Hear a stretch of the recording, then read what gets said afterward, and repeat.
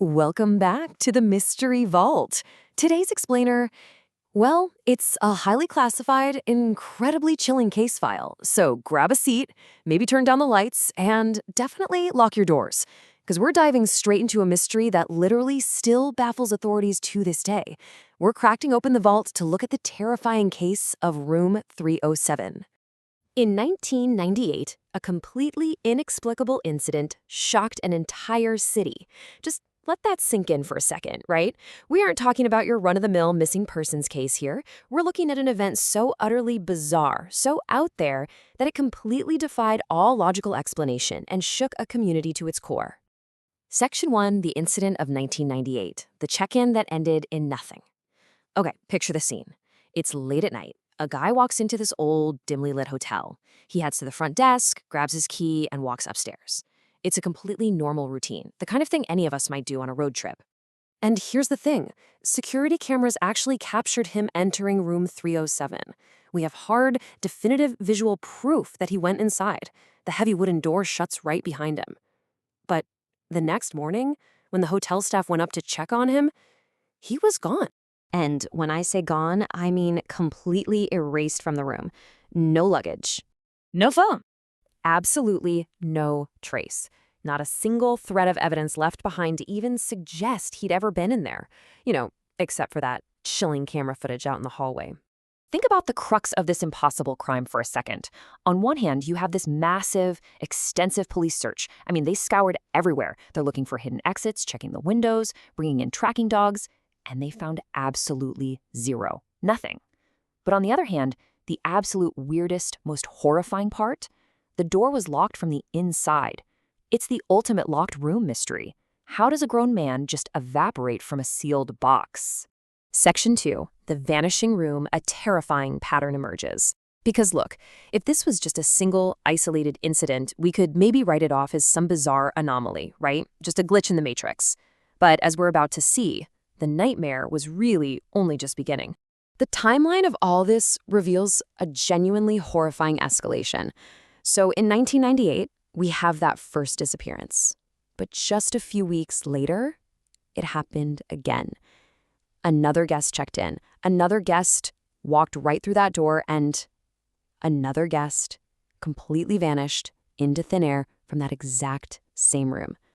Obviously, it didn't take long for the locals and the terrified hotel staff to give the place a nickname. Soon enough, people started calling it the Vanishing Room. It essentially became this dark urban legend, the kind of place people whisper about, but would absolutely never dare to stay in. And it wasn't just the missing people either. All sorts of deeply unsettling phenomena started getting reported. Guests in the neighboring rooms claimed they were hearing these strange, disembodied whispers bleeding through the walls at night. And even worse, the hallway cameras. Yup, the exact same cameras that recorded the doomed guests walking in started acting up. They would glitch out, but not just randomly. They glitched at exactly 3:13 a.m. every single night. Like clockwork, just a sudden, terrifying burst of static in the dead of the night. Which brings us to Section 3, the investigator's test entering the vault. Flash forward a few years, and an investigator decides enough is enough. He's going to uncover the truth of room 307 once and for all. Now, his plan was incredibly methodical and honestly, chillingly brave. Step 1, enter room 307. Step 2, place a recording camera directly inside the room to capture literally everything. And step 3, the absolute most crucial and terrifying part of the plan, lock the door from the inside. He deliberately sealed himself in, perfectly recreating the exact conditions of the previous victims. So he sits there, in the dark, waiting, and just watching the clock. And then, the time hits 3:13 a.m., the exact moment those hallway cameras always failed. The pattern was repeating itself right in front of him. Inside the room, the investigator's camera suddenly cut completely to static. The long night finally passes. Morning arrives, and the hotel staff cautiously approach the room. When they finally unlock and push open that door, the investigator was gone too. The room had claimed another victim in the exact same impossible way. Section 4, the final footage. what was left behind. Because here is where things take a huge turn. Unlike the helpless guest from 1998, this time was different. This time, the camera was actually still recording. See, the live feed to the monitor outside had cut to static at 3:13, sure, but the internal tape, it had kept running. It captured the deep, pitch-black darkness of room 307. So for the very first time, we actually had evidence of what happens inside.